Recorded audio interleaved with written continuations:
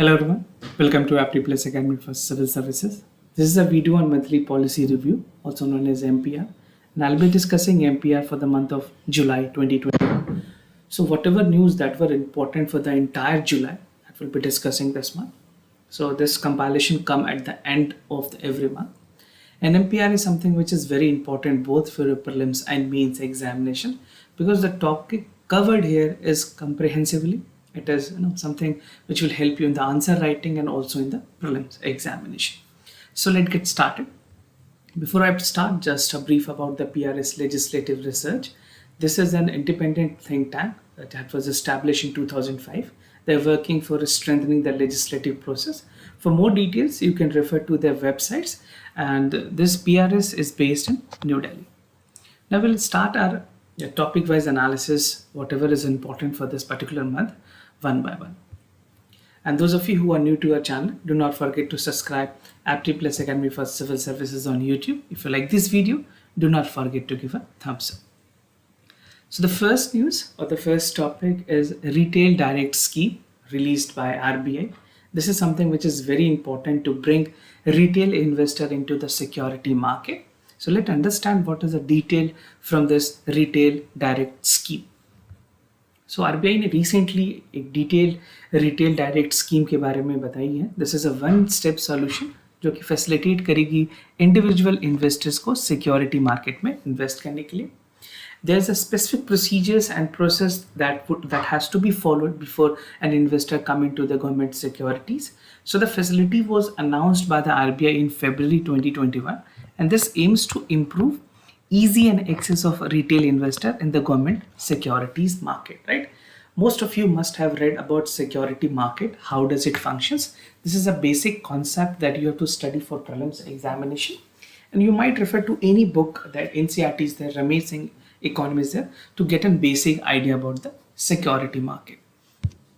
Now, retail direct gilt account. So this is an account which is going to be opened by customers or by an investors. So this is RDGA, right? So this is an account which is very important. So investor would require to open and maintain the RDGA account. This is a type of government security account that would be maintained with the RBI. और scheme में जितने भी investor हैं they would be allowed to access primary as well as secondary market in the government securities, right? And once they pay the amount of, like, just a mutual fund, if any one of you are investing in mutual fund, there's an app, you just pay that amount and the NAV, net asset value, or any other stocks में stocks होते हैं, so वो आपको credit की जाती है आपके account में. So the same would happen with the retail gilt account. जितने भी आपने सिक्योरिटी मार्केट में जितने भी आपको परचेज करने हैं उस अमाउंट का वहाँ पे करेंगे and the security of that particular would be credited to your account. Now details of the scheme की अगर बात करें, types of security that would be included, तो गवर्नमेंट ने कहा है this scheme include treasury bill, T bill जिसको कहते हैं, dated securities, sovereign gold bond which was again there in the market previously also, and state development loans. So these are some of the important types of securities that would be included. This factually important for your prelims examination. Make sure you learn it. Eligibility की बात करें, so to register an investor to get invested in the security market, as I've told you, retail digital gilt account is something which is required with KYC done. So know your customer eligibility, something which is very important. Now the scheme would be open for non-resident investors who are eligible to invest through government security under FEMA, that is FEMA as Foreign Exchange Management Act 1999. इसके जो regulations हैं उसके अगर कोई भी criteria पूरा करता है उसको एलिजिबिलिटी होगी, नॉन रेजिडेंट भी इसमें इन्वेस्ट कर सकते हैं. So UPSC can ask you whether a non resident is eligible or not. So they are eligible subject to the approval and maintaining the norms of FEMA. So no fee would be charged in opening the gilt account, direct gilt account with the RBI. This is again and factually important question. Fee will not be charged by clearing the Corporation of India Limited, submitting the bids in primary auctions. So mostly government and RBI try to make it free so that more and more investors come into play.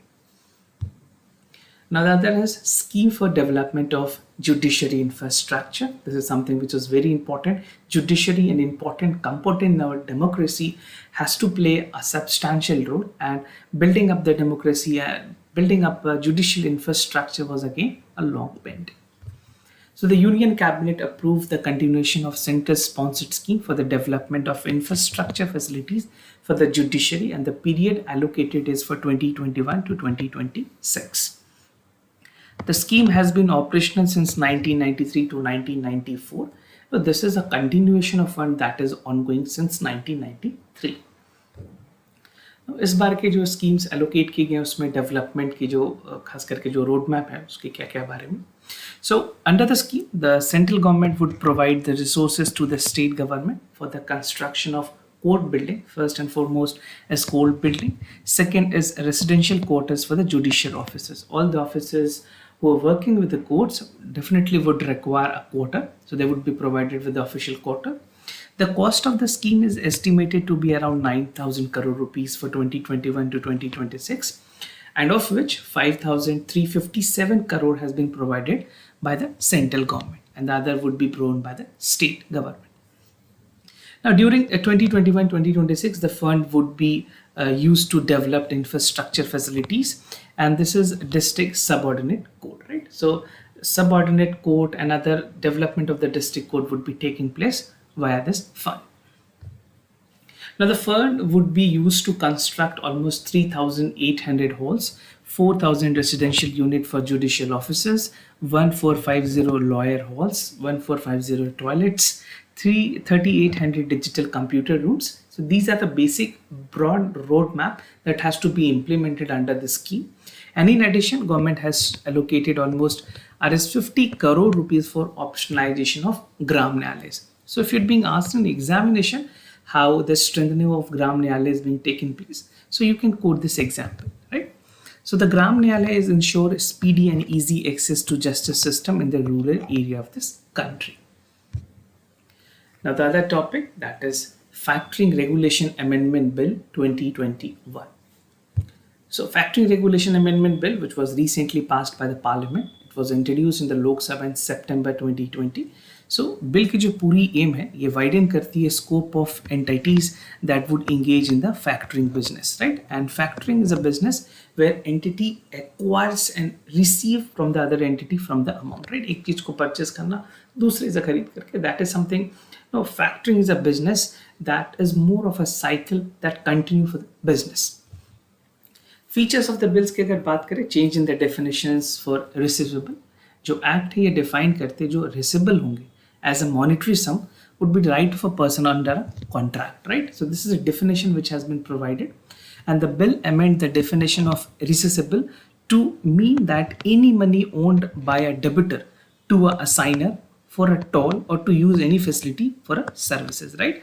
So इसमें specifically ये बताई गई जो receiver होंगे जिसने किसी भी तरह से किसी अमाउंट को रिसीव किया है डेपोटर से, so they would be seen as a assignor or toll for the money facility being provided to a services, right? So this is the important component. Now change in the definition of factoring business. Act define करती है जो factoring business है to mean the business of two specific purposes. First is the acquisitions of receivable of assigner by accepting the assignment of such receivable. आप assigner और receivable पे confuse ना हो. जो receive कर रहा है उसको receivable कहेंगे और जिसने बेचा हुआ है जो sell कर रहा है उसको assigner कहेंगे, right? Financing against the security interest for any receivable through loan or advances. Now, register of a factory. Under this act, no company can engage in factoring business without registering with the RBI. So, Reserve Bank of India के साथ registration mandatory है. This is factually an important point. Now, NBFC जो है non banking financial companies, उनको अगर engage होनी है किसी भी तरह के बिजनेस में, so financial asset of the factoring business is important. Income from the factoring business should not be more than 50% of the gross asset. तो यहाँ पे limitation है gross या net income पे. The bill removes the threshold of the NBFC to engage in the factoring business. एक threshold को हटाई गई है ताकि वो भी अपने factoring business को अच्छे से कर सके.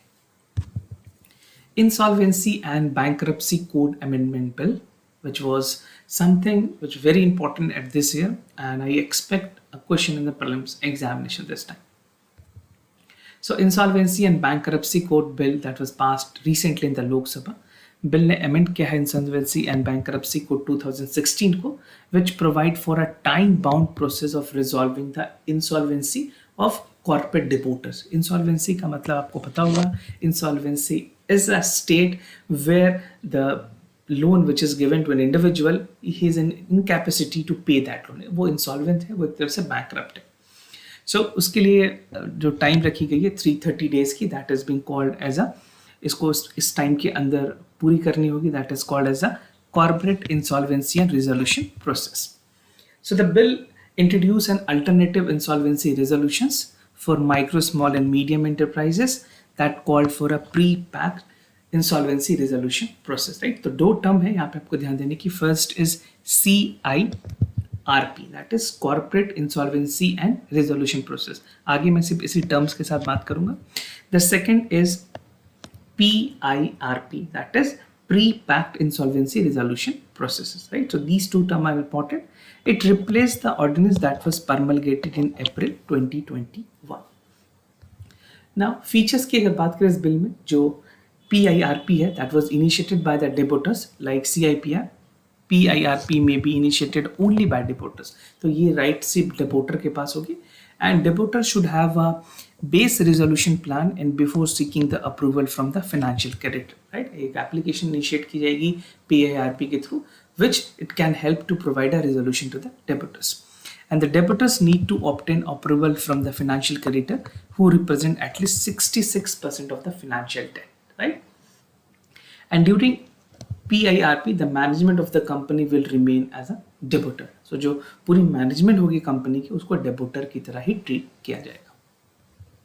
तो मिनिमम डिफॉल्ट वैल्यू की अगर बात करें, so the application for initiating PIRP may be filed in the event of default, and at least 1 lakh rupees is the amount that has to be paid as a minimum default. And the central government may increase the threshold of the minimum default up to 1 crore rupees through a notification. So the central government has been trusted with the power so that can increase the threshold of the penalty, or you can say the default, depending upon the situation.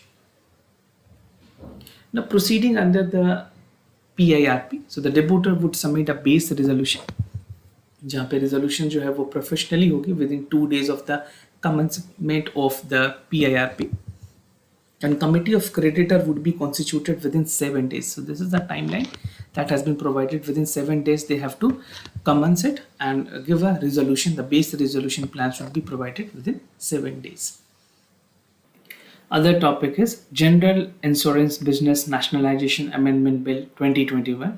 So there were some changes in the insurance businesses. So let's understand what are the changes that has been made under this bill. So the General Insurance Business Nationalization Amendment Bill was introduced in the Lok Sabha. और ये जो bill है, ये general insurance businesses nationalisation act 1972 को amend करती है. The act was enacted to nationalise all private companies. Right, जितनी भी प्राइवेट कंपनीज हैं that were undertaken in the general business in India. जो जनरल इंश्योरेंस में इंडिया है, उसमें जिस कंपनी ने कन्वर्ट किया, they were enacted to nationalise it. So the bill seeks to provide greater private sector participation in the public sector insurance companies regulated under this act. Right, so more and more private player will come into play. Now, this is somewhere being opposed by the opposition on some expert, but let's see how this combination is going to work in benefiting the citizen of this country. Now in 1972 the act was set up as a General Insurance Corporation of India, that is GIC. कुछ business companies की बात करें, that was nationalised under this act, way reconstructed into 4 subsidies companies. वो 4 subsidies company India में काफ़ी famous है. You must be aware of all these 4 names. First is National Insurance, second is New India Insurance, Oriental Insurance, and United India Insurance. Right, so these are the 4 subsidies company of the GIC. The act was subsequently amended in 2002 to transfer the control of 4 subsidiaries. Right, फिर इसमें changes की गई, GIC को central government के पास भी transfer किया गया, making them independent companies. Since 2000, GIC is exclusively undertaking the reinsurance businesses in the India. Features of the bill की बात करें, गवर्नमेंट ने शेयर होल्डिंग थ्रेश होल्ड रखा हुआ है. So the act require the share holders of the current government specified insurance and above the 5 companies it must be at least 51%, and bill remove this provisions, right? So पहला था कि it must be kept at least 51%. Now the new features of the bill remove this provision. Transfer of control from the government. Now the transfer of control will be there from the government. The bill provide the act which does not apply to the specified insurers, right? जो date होगी from the date which central government recruits the control. Control का यहाँ पे मतलब ये है कि power to appoint the majority of directors as specified by the insurers and to have a power over the management policy decision, right? So this is how the transfer of control from the central government would take place. This is something which is very important and was required to understand. To increase the business, we need some liberty and remove the red tapeism. Now, regulation of academic bank credit. This was again there in the news, and something which is important is a student, as an aspirant, you must know this basic things. So what is academic bank of credit? University Grant Commission इसको notify किया है, and these academic bank is there for the higher education regulation act 2021. और ये जो regulation है वो establish करेगी academic bank of credit, जो कि ऑनलाइन एंटिटीज स्टूडेंट के एकेडमिक रिकॉर्ड्स को मेंटेन करेगी. That would be required for the higher education institutions admission and many other purposes, right? And these account would be acting as a saving account or a credit account of academic record of a student. Now it will enable the credit transfer mechanism which will allow the student to structure their higher education degree. उनके अपने choice से place of learning वो choose कर सकते हैं और level of learning भी student choose कर पाएंगे. ये सारी जो प्रोविजंस है that is because this was envisaged in the national education policy 2020. जो NEP की जो विजन है उसमें इस तरह की बातें कही गई है. This is the reason that UGC has come up with the academic bank of credit. Features की अगर बात करें, वैलिडिटी जो कोर्स खास करके जो बैंक की वैलिडिटी होगी, जो उसमें क्रेडिट दिए जाएंगे स्टूडेंट को, the credit obtain by undertaking the courses registered in the higher education institutions would be eligible for availing the academic bank services. This would be applicable from 2021-2022 admission onwards, right? और जो भी credit student ने earn किए हैं, इस credit की validity होगी for 7 years. This is factually very important. This is not for a lifetime. This would be only valid for 7 years, right? For crediting. And once the credit are utilized, they would be debited from the student account. That is the reason I told you this is acting as a saving account, right? जिस तरह से saving account काम करती है उस तरह से ये काम करिए. स्टूडेंट के अकाउंट में जो उसने मार्क्स इकट्ठे किए हैं या फिर जो भी क्रेडिट उसने इकट्ठे किए हैं, that would be maintained in the student credit account. Now availability of EBC की अगर बात करें, जो academic bank of credit है, that will be available. The course completed on online platform, government के 2 important platform है, that is SWAYAM and NPTEL, right? So this has a specific university, अलग-अलग universities में अलग-अलग तरह से records maintain किए जाते हैं. Theory, practical and skill based credit course is being offered separately, learning all modes of education, contract, non-contract and futuristic learning modes. ना recognitions की अगर बात करें, जो रेगुलेशन है मैंडेट करती है academic bank of credit to facilitate the credit recognization and credit redemption of all courses. जितने भी कोर्सेज होंगे उसमें एलिजिबिलिटी होगी कि स्टूडेंट अपने जो क्रेडिट उसने इकट्ठे किए उसको रिडीम कर पाए, chooses by the student. So this is the description of the student to redeem their credit. And the regulation mandate that the credit earned by and deposited by the EBC can be used for the redemption to the respective educational level, चाहे वो certificate की courses हो, diploma, degree, post graduation और diploma. So accordingly, depending upon the eligibility of the student and the criteria fulfilled, they can utilize their credit from the account.